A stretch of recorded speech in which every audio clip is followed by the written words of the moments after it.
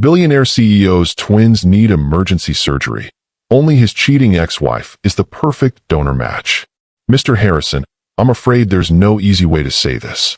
Your twins have acute lymphoblastic leukemia, and their condition is deteriorating rapidly. Dr. Martinez's words hit Nathaniel Harrison like a freight train as he sat in the sterile hospital room, his 5-year-old twins sleeping fitfully in their beds. What does that mean exactly? His voice was barely a whisper. It means Sophia and Samuel need bone marrow transplants immediately. Without them, they have perhaps weeks, maybe days. Then let's do it. I'll pay whatever it costs. Get them on every list. Mr. Harrison, the doctor interrupted gently. We've already run the compatibility tests. You're not a match.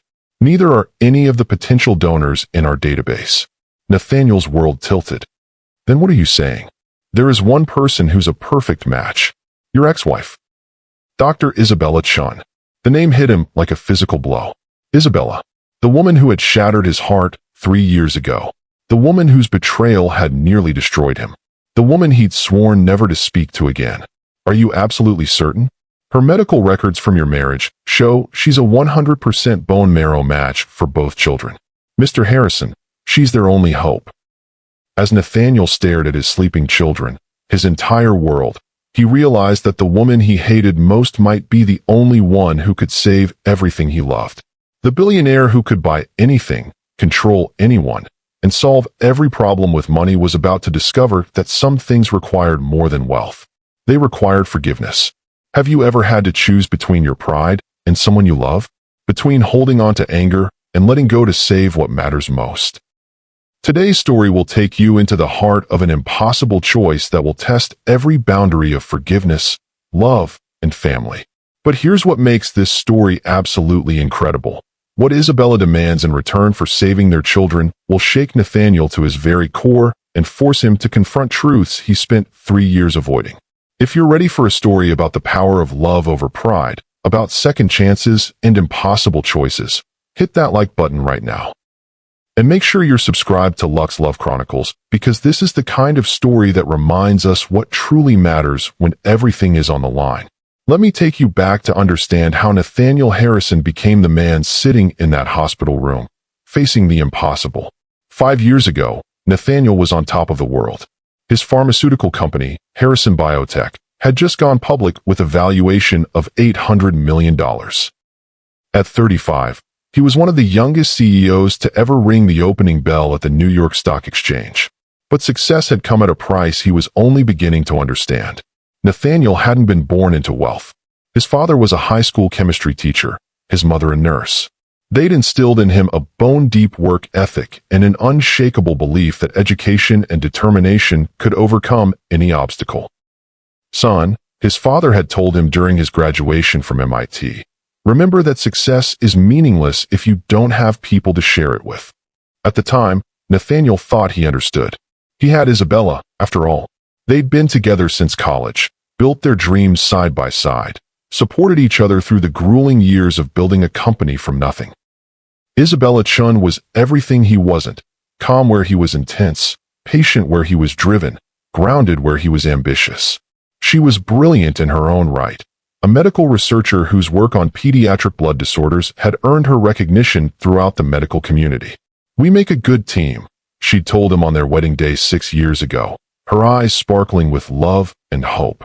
You chase the impossible dreams, and I keep you tethered to what really matters. And what really matters, he'd asked, spinning her around their empty first apartment. This, us, the family we're going to build together. They were so young, so certain that love could conquer anything, so naive about what success would demand from them. The twins came 2 years into their marriage. Sophia arrived first, tiny and perfect with Isabella's dark hair and serious eyes. Samuel followed 20 minutes later, louder and more demanding, with Nathaniel's stubborn chin and infectious smile.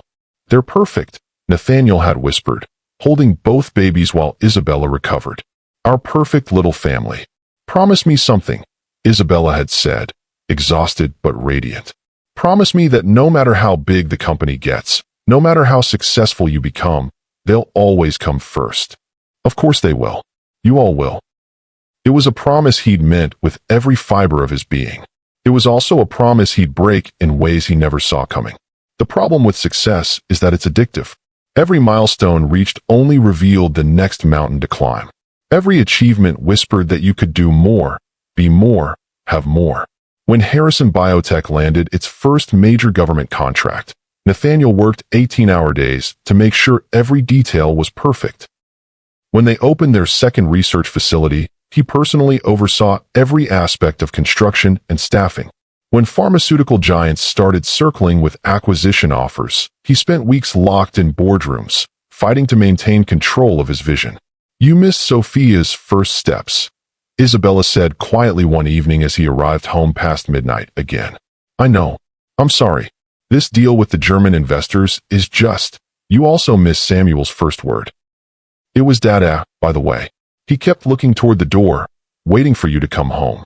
The guilt was a knife in his chest, but the urgency always seemed more pressing. "Isabella, this is for them. For their future. I'm building something that will. They don't need an empire, Nathaniel. They need their father. And they'll have him. Once things settle down, once the company is more stable, when? When will that be exactly?" He didn't have an answer, because the truth was there was always another crisis, another opportunity, another reason why this particular moment wasn't the right time to slow down. The fights became more frequent, the silences longer. Isabella threw herself into her own work, conducting research on pediatric blood disorders while essentially single-parenting their 2-year-old twins. "I feel like a single mother," she told him during one particularly heated argument. "You live here, but you're never really here.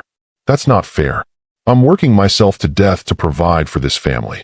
We don't need more money, Nathaniel. We need you. I need you." But he couldn't see it then.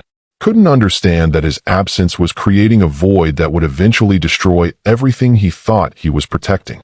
The irony wasn't lost on him now, sitting in this hospital room. He'd built a pharmaceutical empire, and his children were dying of the exact type of blood disorder Isabella had spent years researching. If he'd been paying attention to her work instead of his own ambition, maybe he would have recognized the early symptoms. Maybe they could have caught it sooner. Maybe a lot of things could have been different. The end came on a Tuesday. Nathaniel had been in Geneva for a week, negotiating a licensing deal that would bring Harrison Biotech into the European market.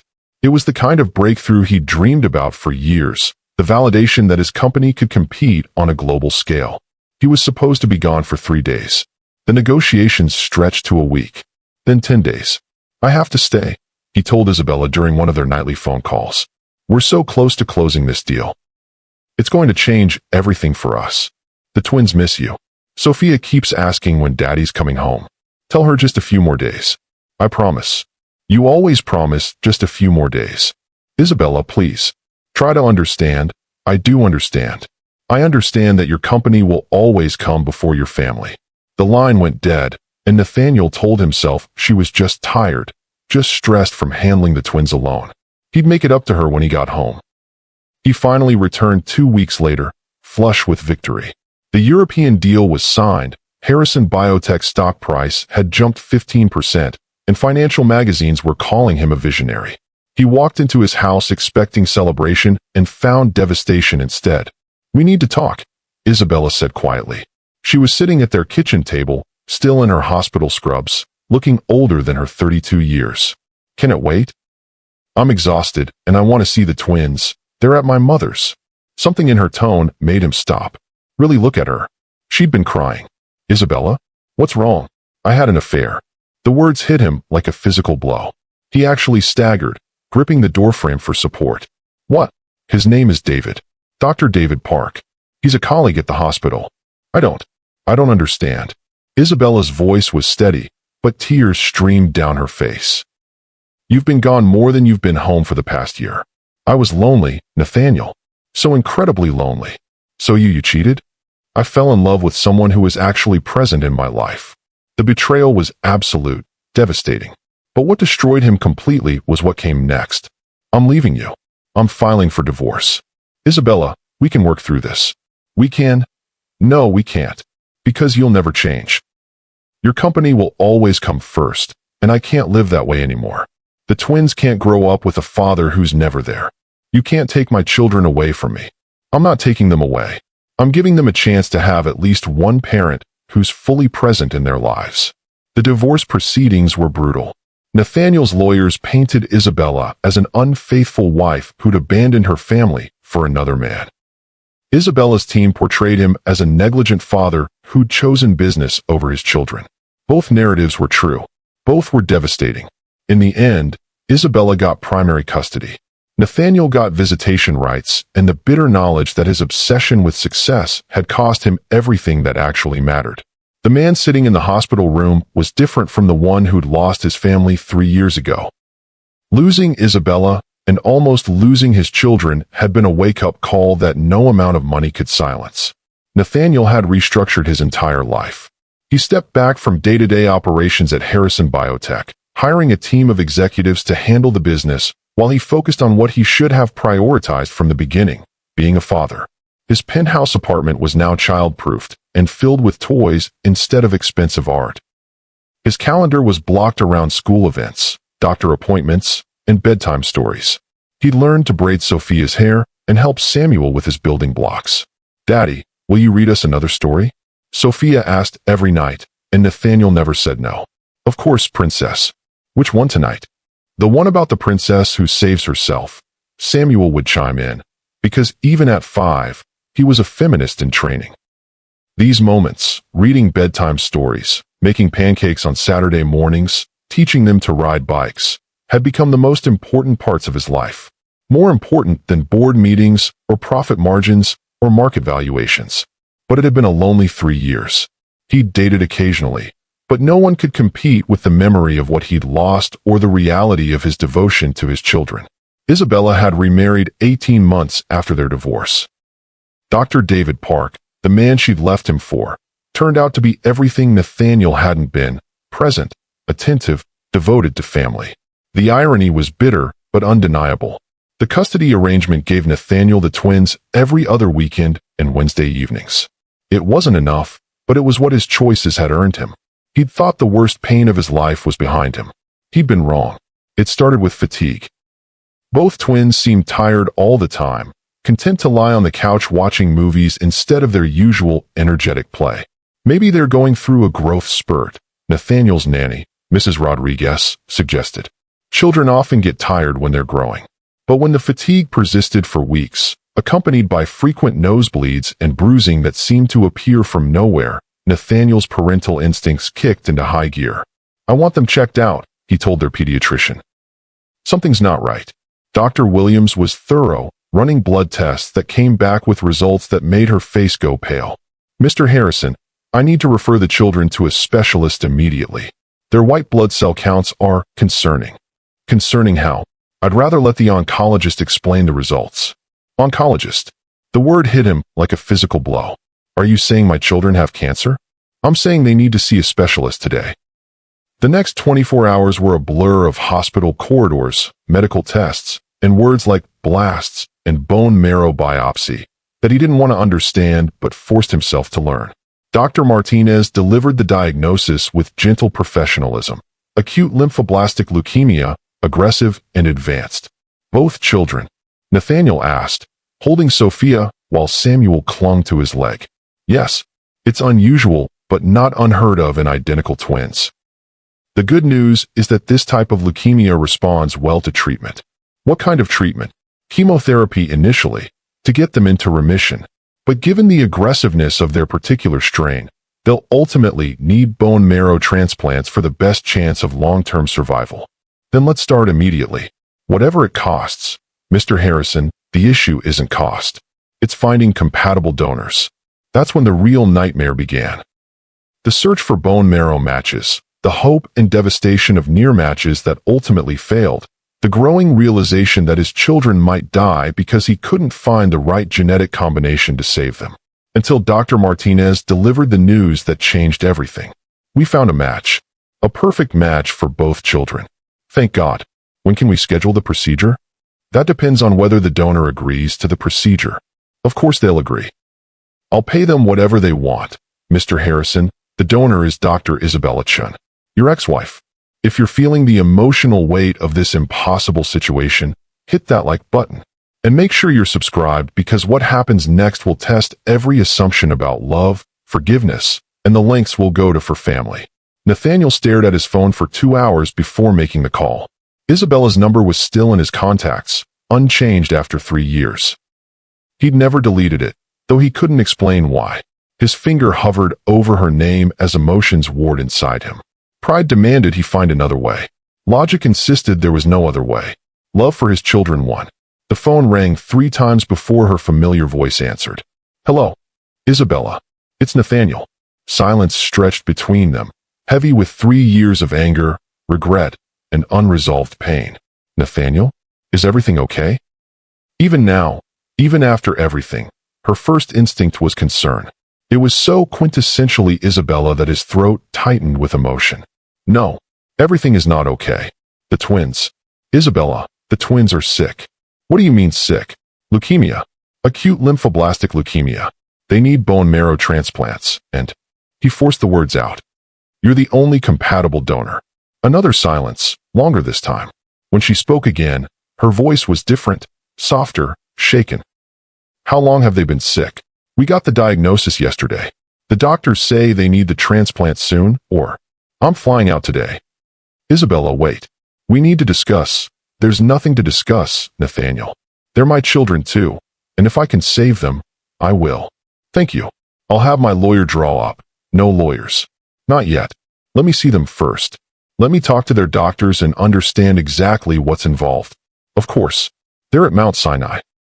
I know where Mount Sinai is. I'll be there tonight."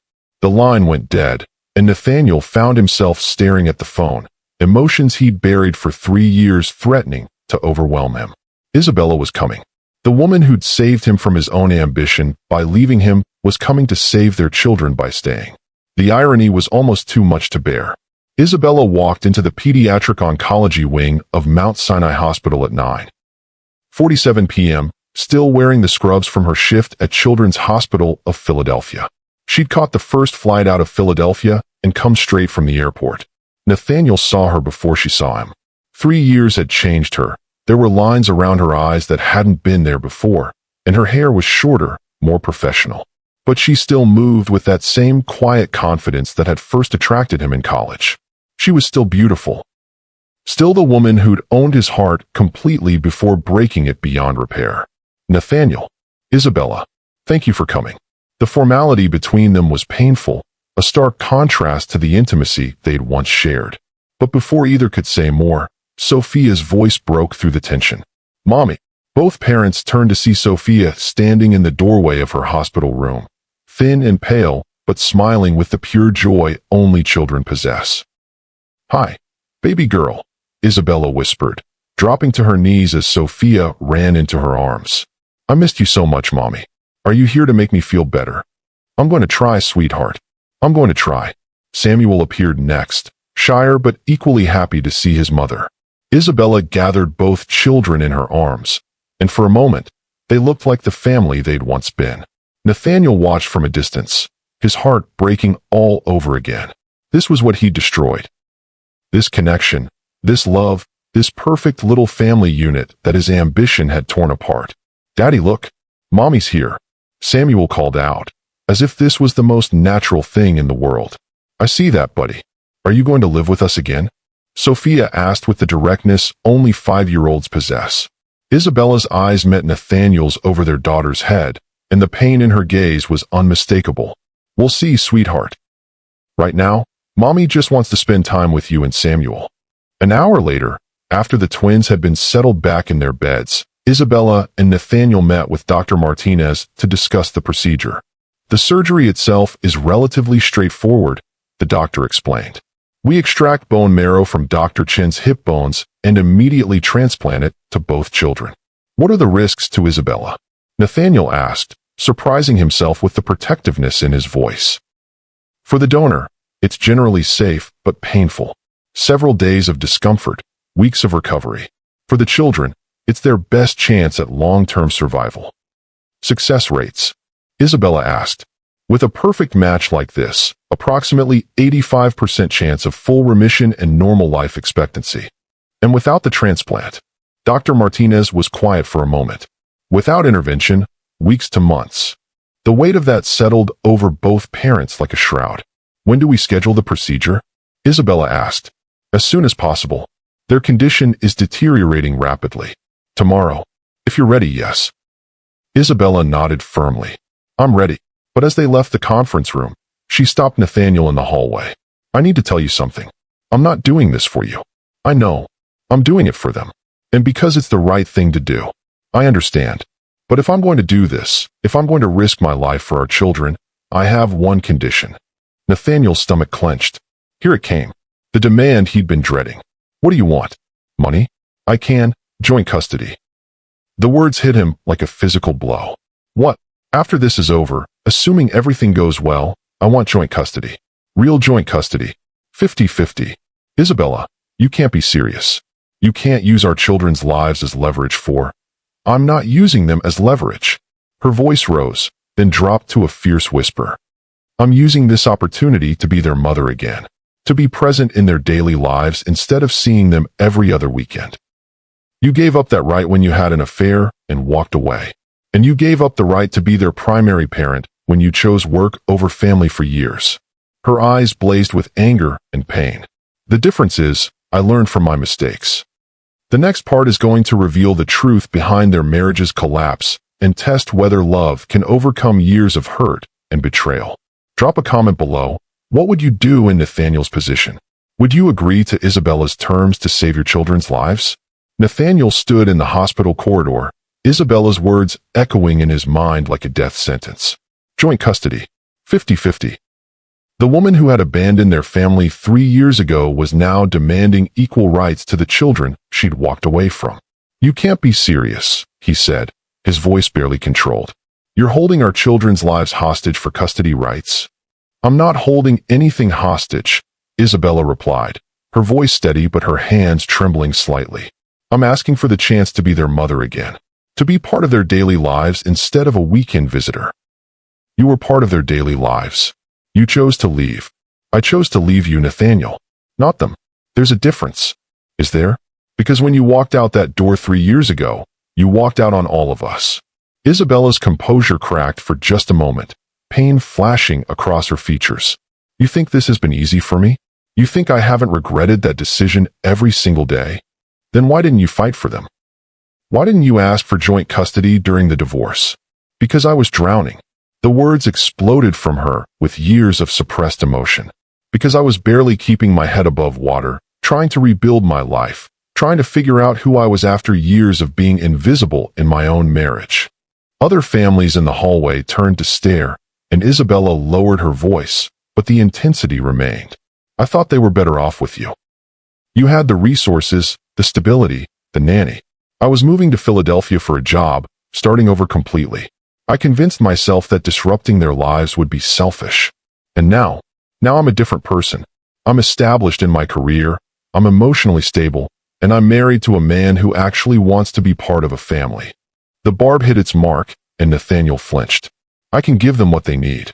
What they need is to survive this disease. Everything else is secondary. Is it? Because what happens after they survive, Nathaniel? Do we go back to the same arrangement where I see my children 4 days a month? Where I miss their school plays and soccer games and bedtime stories? Nathaniel felt the familiar surge of protective anger that had sustained him through the divorce. You made that choice. I made that choice when I was broken and lost, and convinced I was protecting them from my own instability. But I'm not that person anymore. Prove it. I'm about to undergo major surgery to save their lives. How much more proof do you need? Any mother would do that. It doesn't erase 3 years of absence. Isabella studied his face, searching for something, forgiveness, understanding, or maybe just basic human decency. You know what? You're right. I can't erase those 3 years. But I can fight for the next 13 years before they're adults and choosing their own relationships with us. She turned toward the twins' room, then paused. Think about it, Nathaniel. Really think about it. Because tomorrow morning, I'm going under anesthesia to have pieces of my bone marrow extracted for our children. And when I wake up, I want to know that sacrifice meant something more than just saving their lives. I want to know it saved our family. We're not a family anymore, Isabella. No, she said quietly. But we could be co-parents. We could be adults who put their children's well-being ahead of their own hurt feelings. She walked away, leaving Nathaniel alone in the hallway with the weight of an impossible decision. That night, Nathaniel sat in the chair beside his children's hospital beds, watching them sleep. Sophia clutched a stuffed elephant Isabella had brought her, a gift from her mother's new life in Philadelphia. Samuel's hand rested on a book of bedtime stories that David, Isabella's husband, had apparently been reading to him during video calls. The evidence of Isabella's attempts to maintain connection with their children was everywhere, and Nathaniel was forced to confront a truth he'd been avoiding for 3 years. She had never stopped being their mother. He pulled out his phone and scrolled through old photos, torturing himself with memories of their life before everything fell apart. There was Isabella at Sophia's first birthday party, her face glowing with joy as their daughter grabbed handfuls of cake. There was the family vacation to the beach when the twins were 3, Isabella building sandcastles while he took business calls under an umbrella. Even then, she'd been doing the work of parenting while he managed his empire. His phone buzzed with a text from his assistant. The Tokyo investors are asking about rescheduling tomorrow's call. Should I tell them you're unavailable? 3 years ago, he would have insisted on taking the call from the hospital. He would have found a way to manage the business crisis while dealing with the family emergency. The old Nathaniel would have been checking stock prices and reading market reports even as his children lay dying. Cancel everything for the rest of the week, he typed back. Family emergency. It was the kind of decision that would have been impossible for him 3 years ago. The kind of decision that might have saved his marriage if he'd been capable of making it then. Around midnight, unable to sleep, he wandered into the hospital's family lounge and found Isabella there, staring out the window at the city lights below. She'd changed out of her scrubs into jeans and a sweater, and she looked younger, more like the woman he'd fallen in love with in college. Couldn't sleep either, he asked quietly. Pre-surgery nerves, I guess. Isabella, about what you said earlier. You don't have to decide tonight, Nathaniel. Tomorrow is about the kids. We can fight about custody after they're healthy. I wasn't planning to fight. She turned to look at him, hope and wariness warring in her expression. What were you planning? Nathaniel sat down across from her, running his hands through his hair, a gesture she'd once found endearing. I was planning to ask you why. Why you really want joint custody. Is it guilt? Some kind of maternal instinct kicking in now that they're older? You want the honest answer. I want the honest answer. Isabella was quiet for a long moment, gathering her thoughts. I want joint custody because I love them. Not the idea of them, not the obligation to them, but actually them. Sophia's obsession with dinosaurs and the way she insists on wearing mismatched socks. Samuel's habit of humming when he's concentrating and how he still asks for one more story every single night. How do you know about the humming? About the bedtime stories. Because I've been video calling them 3 times a week for the past year. Because David helped me set up a schedule so I could read to them on nights when they're with you. Because I've been trying to be part of their lives in every way the custody agreement allows. Nathaniel felt something shift inside his chest. I didn't know. You never asked. You assumed I'd moved on, started over, forgotten about them. Hadn't you? You remarried so quickly. I married David because he understood that I was a package deal. That I came with 2 children I loved desperately and a history that couldn't be erased. Isabella's voice was steady, but tears tracked down her cheeks. He's been more of a father to them in our video calls then. She stopped herself, but Nathaniel knew what she'd been about to say. Than I was when we were married. I wasn't going to say that. But it's true, isn't it? Isabella looked at him for a long moment. Yes, it's true. The admission hung between them like a bridge, painful but necessary. I was a terrible husband, Nathaniel said quietly. Absent, obsessed with work, convinced that providing financially was the same as providing emotionally.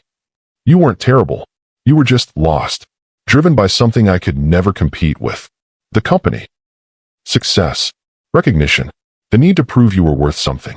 Isabella wiped her eyes. I understood it, Nathaniel. I really did. I just couldn't live with it anymore.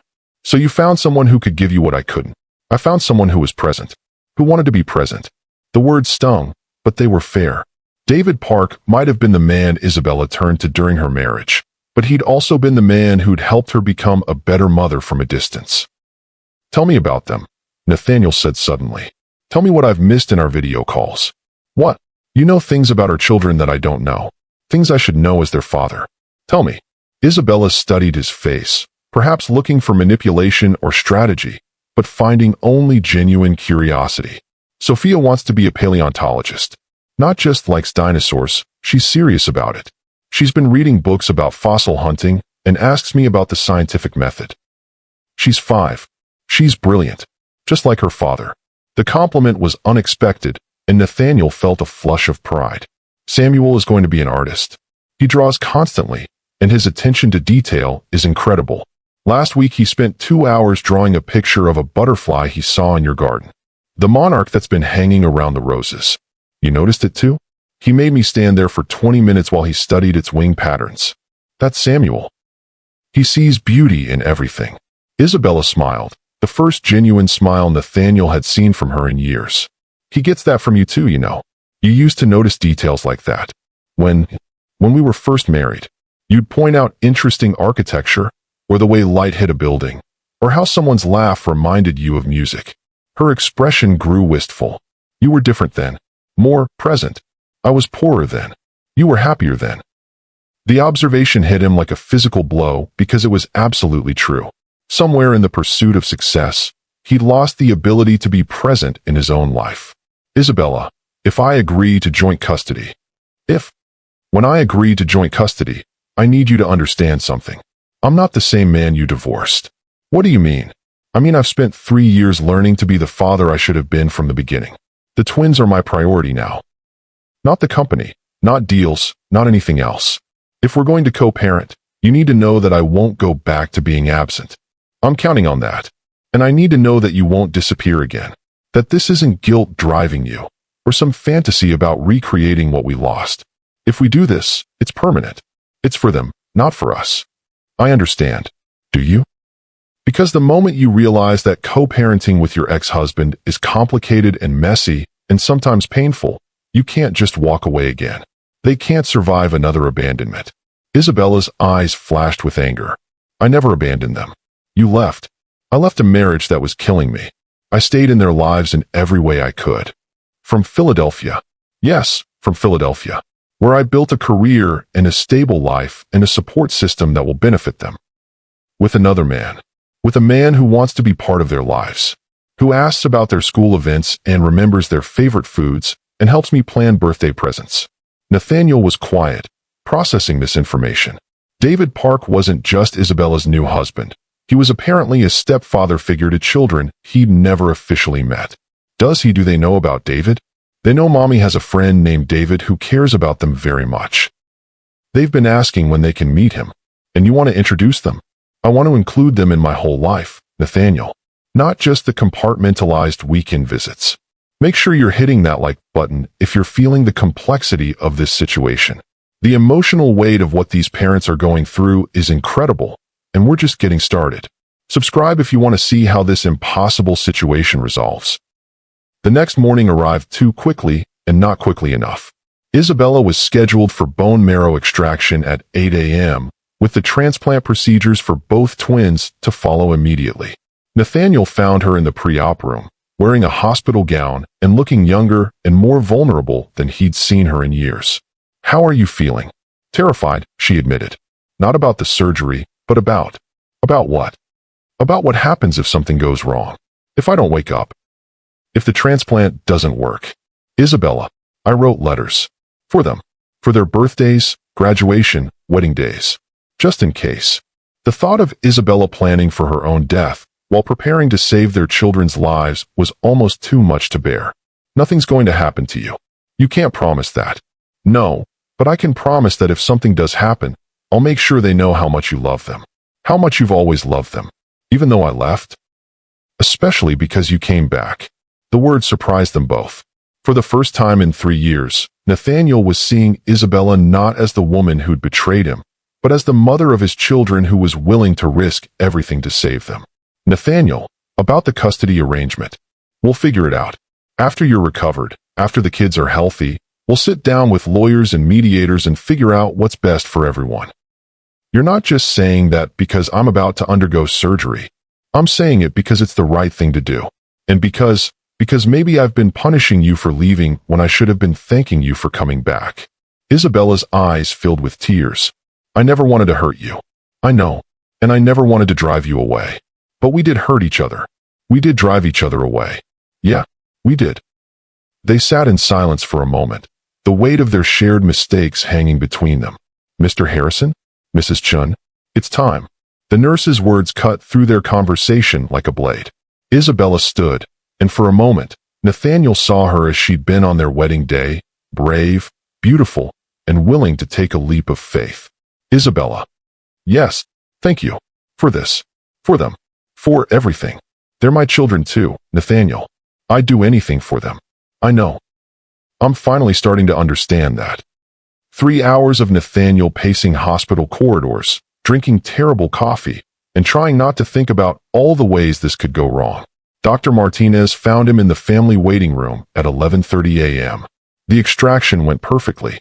Dr. Chun is in recovery, and we're preparing the twins for their procedures now.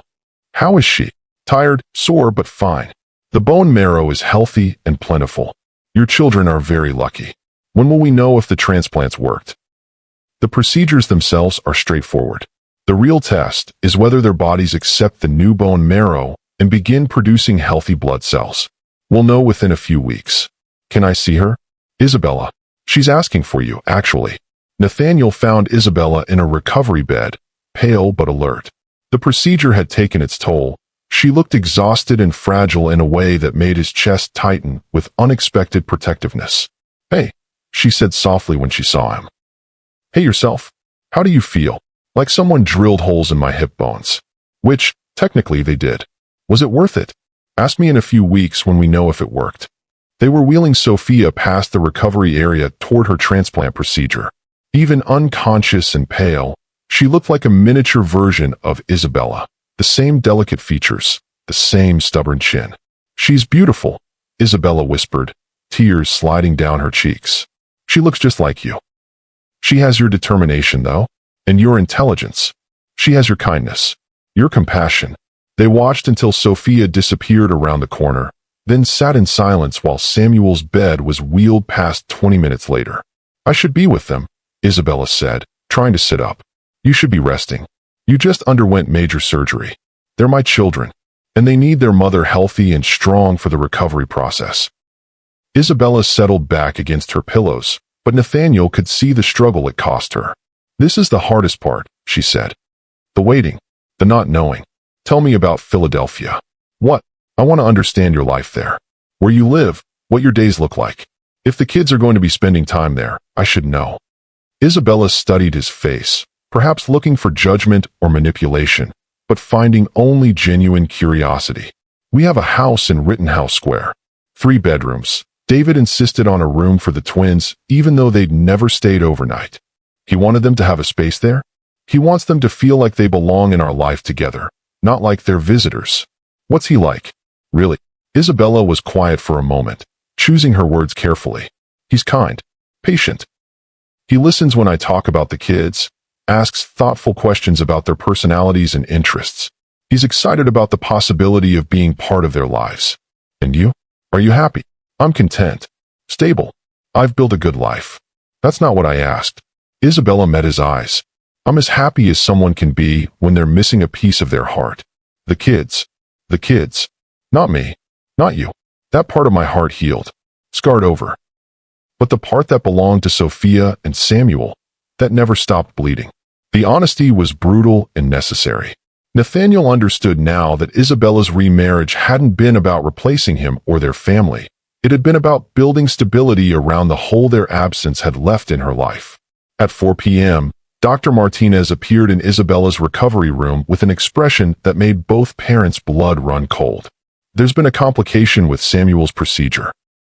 "What kind of complication?" Nathaniel's voice was sharp with fear. "His body is showing signs of rejecting the transplant. We're managing it with immunosuppressive drugs, but the next 24 hours are critical." "What does that mean?" Isabella struggled to sit up despite her pain. "It means we wait and see if his immune system accepts the new bone marrow or continues to fight it. And if it continues to fight, we'll cross that bridge if we come to it." Sophia's procedure went smoothly, Her body is already showing signs of accepting the transplant. But Samuel, what can we do? Be there for him. Talk to him. Sometimes patients in critical conditions respond to familiar voices. Against medical advice, Isabella discharged herself from recovery to be at Samuel's bedside. Nathaniel didn't argue. He understood the desperation driving her, the need to be present for their son, even if it meant risking her own health. They spent the next 18 hours taking turns reading to Samuel, talking to him, holding his small hand while machines monitored his vital signs. Remember the story about the brave little knight? Isabella whispered during her shift. The one who had to fight the dragon to save his sister? That's you, baby. You're fighting your own dragon right now.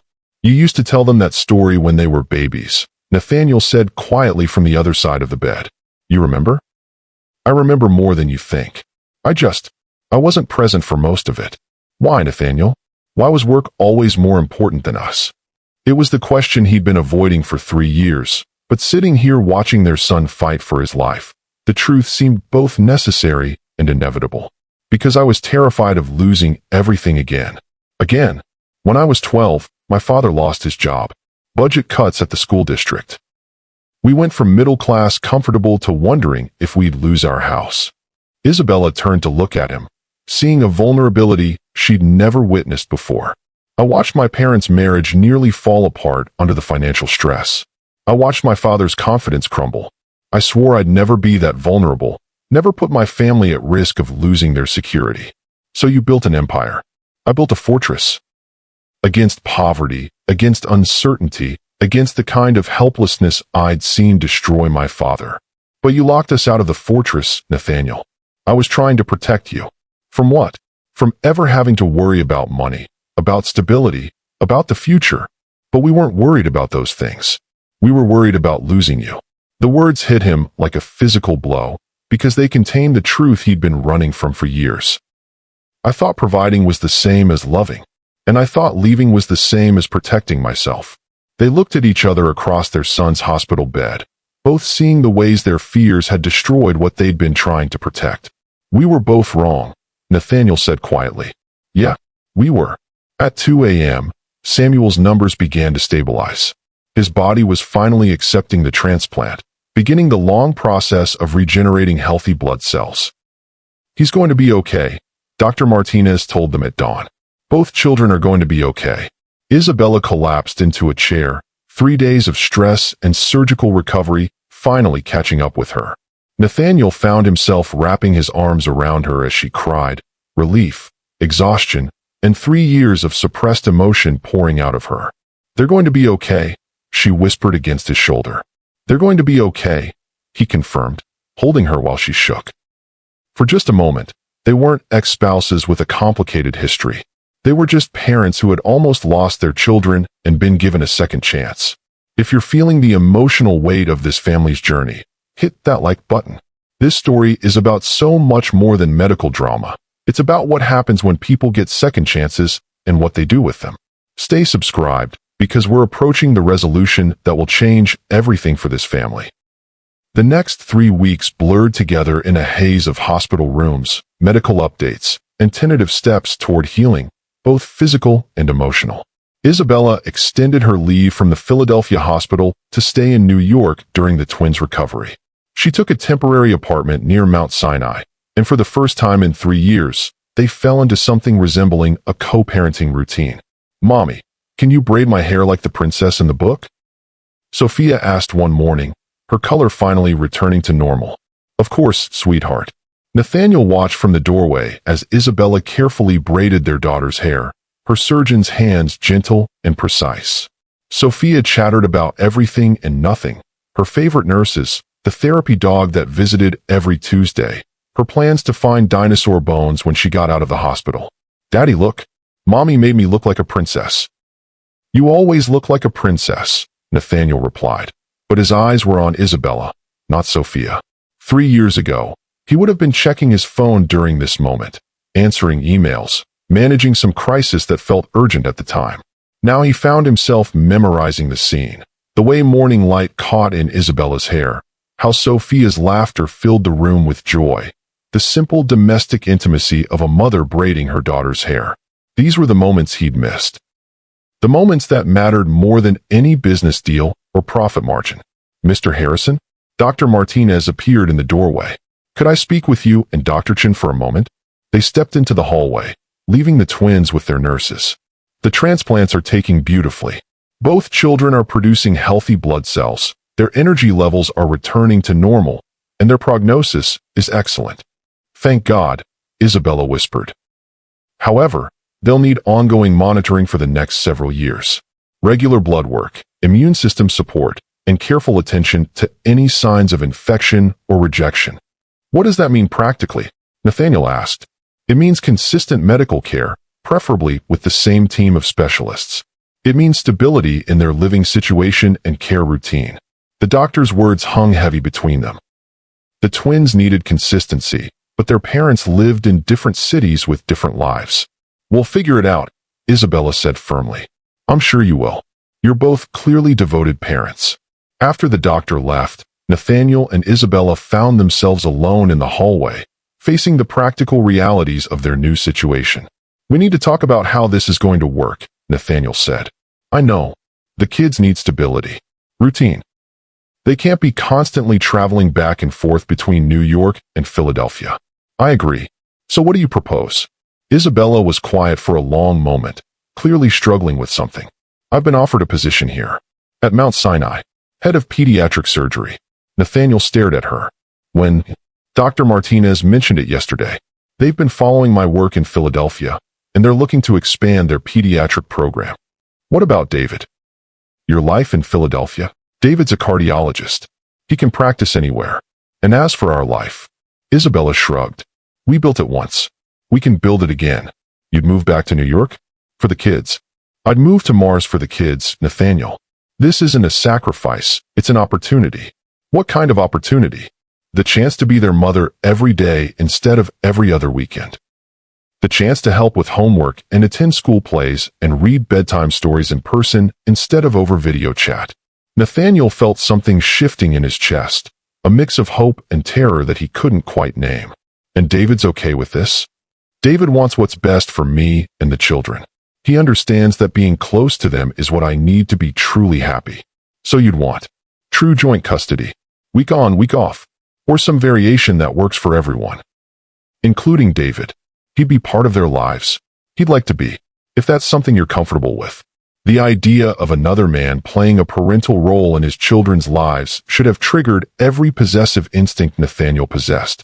Instead, he found himself thinking about the video calls Isabella had mentioned, about David helping her read bedtime stories to children he'd never met. What's he like with them? In the video calls? Patient. Kind. He asks about their day, helps with math homework when they're frustrated, listens to Sophia's dinosaur facts like they're the most fascinating things he's ever heard. He sounds like someone who wants to be a good stepfather, like someone who understands that loving me means loving them too. It was exactly what Nathaniel hadn't been able to be during their marriage, present, patient, prioritizing family over everything else. I want to meet him. What? If he's going to be part of their lives, I want to meet him. To know who my children are spending time with. That's very mature of you. I'm trying to be the father they deserve. That includes making sure all the adults in their lives are people I trust. Isabella smiled, the first completely genuine smile he'd seen from her since this all began. David will like that. He's been asking about you, wondering what kind of man could inspire such complicated feelings in someone he loves. Complicated feelings. I don't hate you, Nathaniel. I probably should, but I don't. You're the father of my children, and despite everything that went wrong between us, you've become the man I always hoped you could be. Just 3 years too late. Better late than never. 2 weeks later, the twins were discharged from the hospital with clean bills of health and strict instructions for follow-up care. Isabella had accepted the position at Mount Sinai and was in the process of relocating to New York. David arrived the day before the twins came home, and Nathaniel found himself face-to-face with the man who had married his ex-wife. Dr. David Park was not what he'd expected. Shorter than Nathaniel, with kind eyes and an easy smile, he looked more like a favorite uncle than a romantic rival. Mr. Harrison, David extended his hand with no apparent awkwardness. I've heard so much about you. All good things, I hope. Complicated things, but mostly good. They were meeting at Nathaniel's house, the twins' primary residence for the past 3 years. David had insisted on seeing where the children lived, understanding their routines and environment. "This is beautiful," David said, looking around the child-friendly penthouse. "You've made a real home for them. I had a lot of help, and a lot of motivation. Guilt can be a powerful motivator." The directness caught Nathaniel off guard. "Isabella told you about our marriage? She told me about a man who loved his family but didn't know how to show it, who built an empire to protect them but ended up hiding behind it instead. That's generous. It's honest. I've made my own mistakes with family priorities. Work has a way of becoming an addiction for people like us. People like us. Driven men who measure their worth by their achievements instead of their relationships." David moved through the apartment, examining family photos and the twins' artwork on the refrigerator. "You've changed, though. Isabella says you're completely present with them now. I learned what mattered. Almost too late, but I learned. The question is, can you share them?" "What do you mean?" "I mean, I love Isabella. And loving Isabella means loving Sophia and Samuel. I want to be part of their lives, to help raise them, to be someone they can count on. You want to be their stepfather. I want to be another adult who puts their well-being first, who shows up for them consistently, who loves them unconditionally." David turned to face Nathaniel directly. "I'm not trying to replace you. I couldn't if I wanted to. You're their father, and they adore you. But I am trying to add something positive to their lives. The question is whether you can accept that. And if I can't, then Isabella and I will respect whatever boundaries you set. But I hope you'll give me the chance to prove that more adults loving your children is a gift, not a threat." Nathaniel studied this man who was asking for the privilege of helping to raise his children. 3 years ago, he would have seen David as competition, as a threat to his role in his children's lives. Now he saw something different. Another person who understood that loving meant putting the children's needs first. "What do you know about dinosaurs?" Nathaniel asked suddenly. "I'm sorry. Sophia is obsessed with paleontology. She'll quiz you on the Cretaceous period within 5 minutes of meeting you. I've been studying. Isabella gave me a crash course. And Samuel? Art supplies.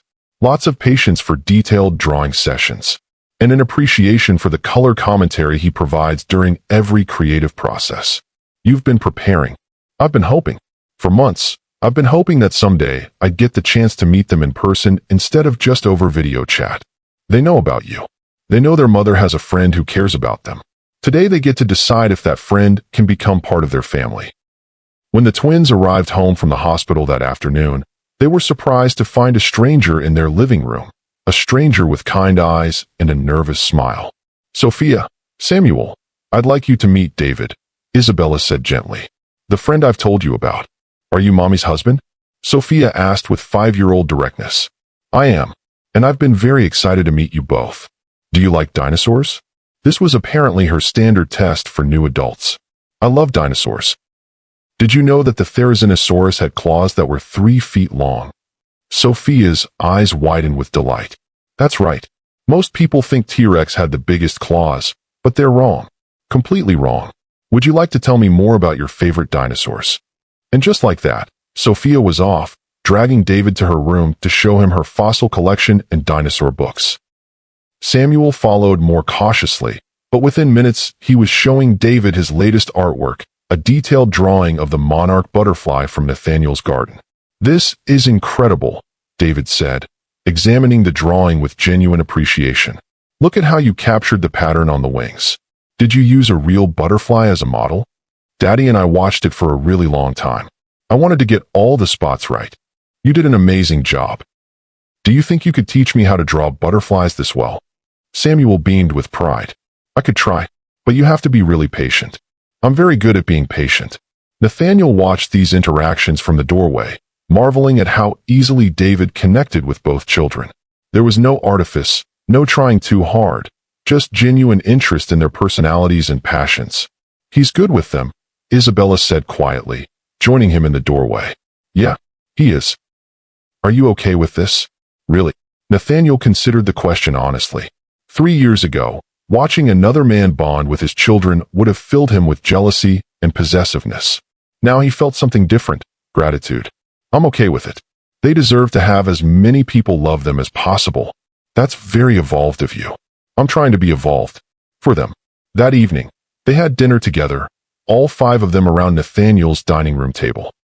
It should have been awkward, but somehow it felt natural. David asked thoughtful questions about the twins' interests, Nathaniel shared stories about their recent adventures, and Isabella managed the conversation with the ease of someone who understood all the personalities involved. "David, are you going to live with us now?" Samuel asked over dessert. "Well, your mom and I are going to find a place nearby, close enough that you can spend time with both of your families." "Both families?" "Your family with Daddy, and your family with Mommy and me. You're very lucky. You get to have lots of people who love you. Like having 2 houses. Exactly like that. 2 houses, 2 families, twice as much love." Sophia looked thoughtful. "Will you be our stepdaddy? If that's something you'd like, then yes. I'd be honored to be your stepdaddy." "Do stepdaddies read bedtime stories?" "The very best stepdaddies read excellent bedtime stories." "Okay then. You can be our stepdaddy." "Thank you, Sophia. That means everything to me." Nathaniel felt his throat tighten with unexpected emotion. His children were giving this man permission to love them, and David was accepting that responsibility with the gravity it deserved. This is getting so emotional. If you're feeling the power of this blended family coming together, smash that like button. We're approaching the conclusion of this incredible story, but the lessons about forgiveness, growth, and putting children first are just beginning to unfold. 6 months later. 6 months after the bone marrow transplant, the Harrison Park family had settled into a routine that somehow worked despite its complexity. The twins spent Monday through Wednesday with Nathaniel, Thursday through Saturday with Isabella and David, and Sundays were flexible family time that often included all 5 of them. It shouldn't have worked. Blended families are complicated under the best circumstances, and their circumstances were far from ideal. But somehow, with patience and communication and a shared commitment to putting the children first, they'd created something beautiful. "Daddy, can David come to my soccer game on Saturday?" Samuel asked one evening as Nathaniel helped him with homework. "It's at Mommy's house this weekend, buddy." "Of course David can come." "I mean, can he come and sit with you? Like a real family?" Nathaniel looked at his son, seeing the hope in his eyes. Samuel didn't understand the complexities of divorce and remarriage. He just knew he wanted all the adults who loved him to be in the same place for important moments. "If that's what you want, we can make that happen." "Really? Really?" And they did. Saturday morning found Nathaniel, Isabella, and David sitting together on the sidelines of Samuel's soccer game, cheering alongside other families who assumed they were just another intact nuclear family. "He's fast," David observed as Samuel scored his first goal of the season. "Gets that from his mother," Nathaniel replied. "Isabella was a track star in college." "Really? She never mentioned that." "There's a lot about Isabella's past she doesn't talk about," Nathaniel said, but without bitterness. "We have history that's separate from our current lives. Does that bother you? That I don't know all her stories?" "No. It bothers me that I stopped making new stories with her." David looked at him curiously. "Do you regret the divorce?" It was a question Nathaniel had been asking himself for months. "I regret the way our marriage ended. I regret the mistakes I made that led to its ending. But do I regret that she found happiness with you? No, even though it means you can never." "Never what?" "Get back together." Nathaniel smiled ruefully. "David, Isabella, and I were toxic together. We brought out each other's worst instincts, my workaholism, her tendency to disappear when things got difficult. We're better as co-parents than we ever were as spouses. And you're okay with that?" "I'm grateful for it. She's a better mother now because she's happy and stable. I'm a better father because I learned what really matters. The kids benefit from all of that." On the field, Samuel scored another goal and immediately looked to the sidelines to make sure all 3 of his parents had seen it. When he spotted them sitting together, his face lit up with joy. "That's why I'm okay with it," Nathaniel said, pointing to his son's smile. "That right there." That evening, as Nathaniel tucked the twins into their beds, Sophia asked the question he'd been dreading and anticipating in equal measure. "Daddy, why didn't you and Mommy stay married like other parents?" Nathaniel sat on the edge of her bed, choosing his words carefully. "Sometimes grown-ups make mistakes, sweetheart.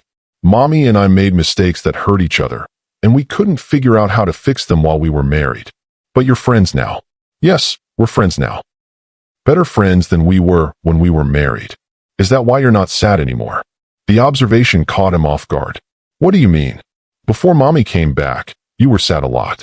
Even when you were smiling. Now you smile for real. Out of the mouths of babes.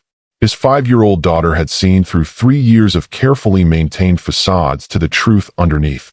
He had been sad, carrying grief and guilt and regret that colored every interaction, every moment of joy. You're right. I was sad. But now our family is different, and that's okay. Some families have 2 houses and step-parents and lots of people who love each other in different ways. Like David loves Mommy, and you love us, and Mommy loves all of us. Exactly like that. And David loves us too? David loves you too. Good. Because I like having lots of people love me. From the next room, Samuel called out, Daddy, Sophia's right. David makes really good pancakes, but yours are still the best. Thank you, buddy. I'm glad I still have my pancake title. Can we have breakfast with everyone tomorrow? Like a real family. Nathaniel looked toward Isabella's room, where she was staying for the weekend transition. They'd been doing this more often, all staying in the same space during custody exchanges to make the transitions easier for the kids. Let me check with Mommy and David. They'll say yes. David always says yes to family breakfast. And he was right. The next morning, Nathaniel's kitchen was filled with the chaos of 5 people making breakfast together, David teaching Sophia how to flip pancakes, Isabella helping Samuel with the perfect scrambled eggs, Nathaniel managing the bacon and coffee. It was messy and loud and complicated, and it was the most natural thing in the world. This is nice, Isabella said quietly as they watched the children eating their creations. It is, Nathaniel agreed. We've come a long way. We have. Are you happy, Nathaniel? Really happy. He considered the question, looking around at this impossible family they'd somehow created. I'm content. Peaceful. The kids are healthy and loved and secure. That's more than I thought I'd have 3 years ago. But are you happy? Isabella, my happiness doesn't depend on having the perfect life or the perfect family or even the perfect relationship. It depends on knowing that I'm the father my children deserve and that I'm part of something bigger than myself. And this is that something bigger. This is that something bigger. 1 year later. 1 year after the bone marrow transplant, Dr. Martinez declared both twins completely healthy with no signs of leukemia recurrence. The celebration party was held at Nathaniel's apartment, with grandparents, friends, and the entire medical team that had saved the children's lives. A year ago, we weren't sure these children would survive, Dr. Martinez told the assembled crowd. Today, they're thriving because of medical science, yes, but also because of the love and stability their family provided during their recovery. All of their family, Isabella added, looking around at the blended group of relatives and step-relatives and chosen family that surrounded the twins. Speech. Speech, someone called out, and suddenly all eyes were on Nathaniel. He stood, looking around at the faces of everyone who had played a role in his children's survival and recovery. A year ago, my children almost died. And in the process of saving them, I learned something I should have understood years earlier. Family isn't about perfect relationships or perfect circumstances. It's about showing up for each other, especially when things are hard. He looked at Isabella, then at David, then at his children. Isabella, you saved our children's lives by donating your bone marrow. But more than that, you saved our family by insisting that love is bigger than hurt, bigger than pride, bigger than the mistakes we make.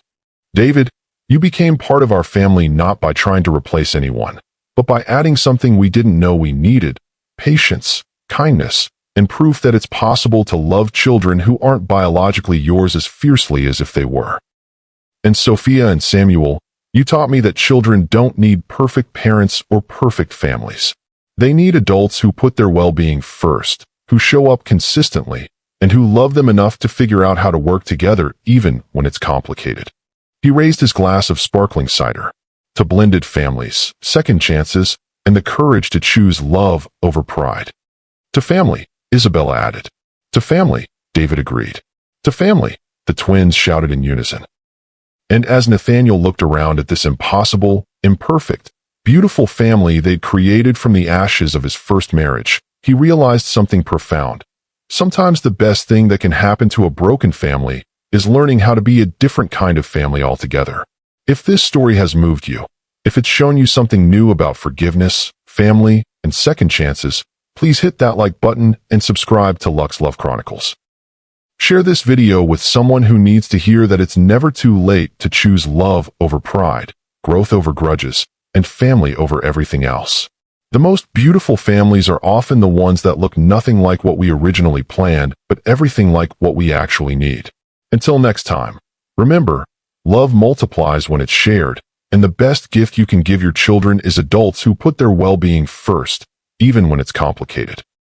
This is Mr. Wentworth, reminding you that the greatest love stories aren't always about romance. Sometimes they're about the courage to build something beautiful from something broken. Thank you for joining us on this incredible journey.